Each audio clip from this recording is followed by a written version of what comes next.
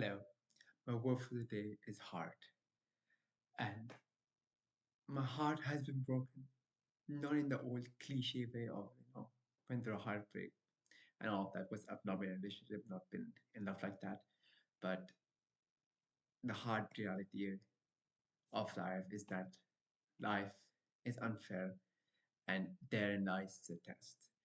And not to go into all of the personal details and stuff, but seeing how life played out, falling in that comparison analysis, comparison with others, and just seeing it's just not fair that others got these opportunities and I did not get those opportunities, and spent a lot of time, years in that rumination phase. And not only was I not being truthful to the ones I love, but I was also not being present and then feeling guilt about not doing what was supposed to be done, which was use the cards I've been dealt with and play with it. And it's just, and then underlying all that was addiction cycle, which I talked about before. But yeah, that is where the heart was broken. And there's a breathing technique that increases your heart rate variability. The heart rate variability, to what I understand, is the longer your heart tends to, like, you are closing down the beats per minute you have. So heart rate variability, you have a more a cadence to it. Like you are able to have higher beats per minute, lower, you can control it. And the way that I found to do that was through Anna Himmerman. Like he is the one who talks about science in a cool and understandable manner. And like for me, it's very fun to listen and watch him. For me, before I met him, I watched his videos. I mean, I didn't meet him, but the videos I watched, for me, it's always been science was dull, boring, all these long words. Like, think about the words you have that define different parts of the brain, different parts of the body.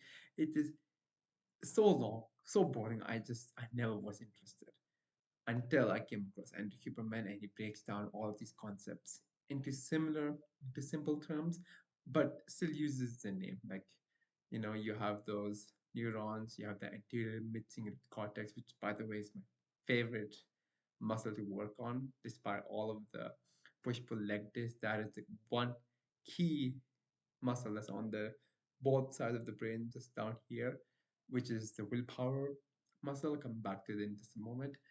But coming back to heart rate variability, he talks about a technique called psychological sigh, which is a double inhale like this,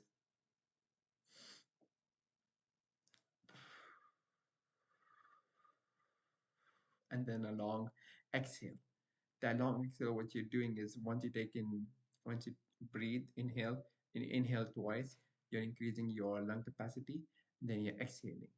That what it does is you're pushing the breath down to your diaphragm, and that opens that makes your heart, what's the word, not contradict, what's the opposite of that, like it opens up more, so there are more blood pumps through it, so that your heart beats per minute increases or decreases.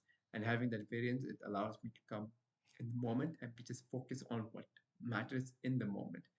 And that has been one of the key things, breath work, of breathing consciously and controlling my breath, not on the inhale but on the exhale. That's where I found the most benefit.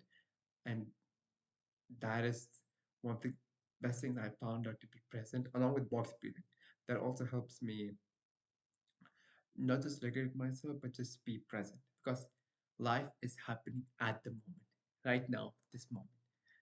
And so being able to control my breath is one of the key ways, because problems is a feature, not a bug. And so that's the way I've done it.